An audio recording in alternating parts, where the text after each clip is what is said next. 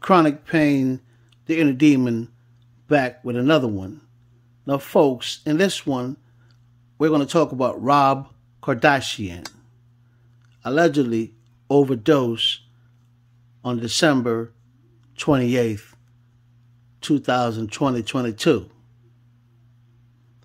Now, my question to you, Rob, why you want to take yourself out before the new year? Allegedly. I do understand the pressure, the circumstances, the obstacles, all of that. Because your sisters, your mother, even your mother boyfriend, they're all more successful than you are. But you're a Kardashian, and you will never go broke. Okay? You are a Kardashian. You see what I'm saying, Rob? You're a child of Black China. Even if you're on child support, whatever the case may be, man, listen, your family, you're a billionaire family, Rob Kardashian. So leave all that mess alone. And folks, fentanyl, leave the fentanyl alone. All that hard drugs alone. All those pills alone. It's taking out a lot of us.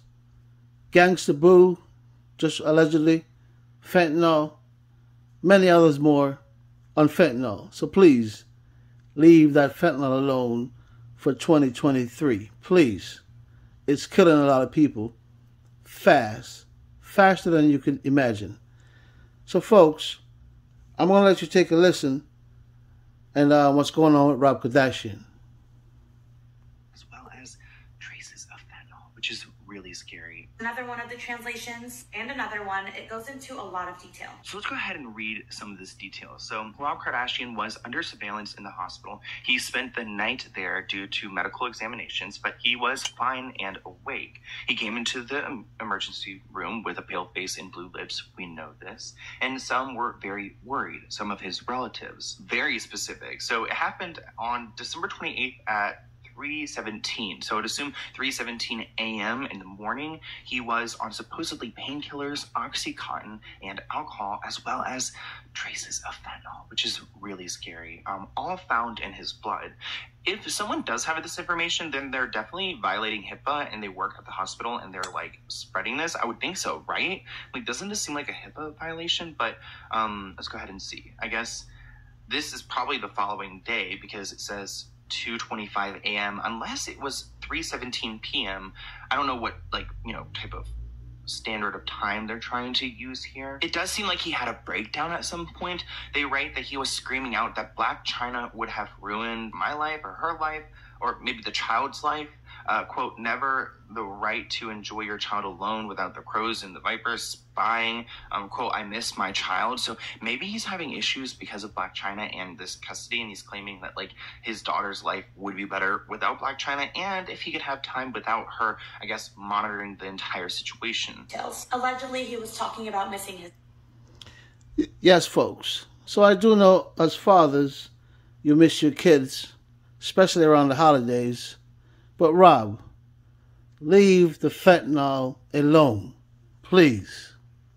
There's some type of troll then. They're really good at what they're doing, but this is all really heartbreaking. And what I find confusing is that there are so many celebrities out there who have overdosed before and who have survived from it, but we usually hear about it because they're celebrities, people have big mouths, but there's some reason why we're not hearing about this story. And honestly, I respect that. Like, I don't really think we need to blow this out of proportion, but it makes me question the power of the Kardashians and what their intentions are, because if Rob is struggling, then he needs to get help. And if they're trying to keep him out of rehab to protect their reputation, then they need to reevaluate the situation, because it almost looks like they're putting out fake press and fake merch to almost like, well, not fake, but they're pushing these things out from Rob Kardashian's sphere to distract from the news that may come about. This TikToker is great at explaining how the Kardashians would use the media like TMZ and People Magazine to push certain stories to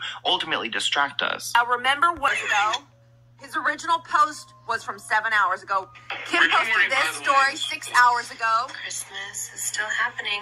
Look at Rob brought over all of these. Rick and Morty. Halfway dead Rick and Morty. I'm halfway dead. Let's go, Rob Bear. Chris posted the same stories as Rob at the same exact time, 7 hours ago. Okay, the halfway dead part definitely has me a little bit uncomfortable. I really don't know what to make of the situation because I kind of feel like it's a little bit TMI, but at the same time, it's interesting to reflect on how they could be pushing certain, like, you know, merch lines or, you know, narratives with People magazine to try to cover up what's really happening here. And why does the American media outlets respect this opposed to some in a foreign country? Is there some type of ties with the Kardashians and the media? It gets into like the whole like concept of like fake news, which I don't even want to like go there because there's clearly fake news out there. But it makes me wonder, like, okay, if it's not like what's not deemed fake news is the news that we're getting like actually real, or is it tailored because there are powerful people who have connections and some stories don't make the cut, or maybe some stories are propped even higher because these people have some type of initiative? Like, it makes me think about recently, like Jeffree Star spoke out. We all know this, and who knows if we believe him or not, but he claims that the elites were putting out certain stories about him and creating a narrative, and he had to get out of there because he wasn't doing what they wanted, so they were trying to ruin him.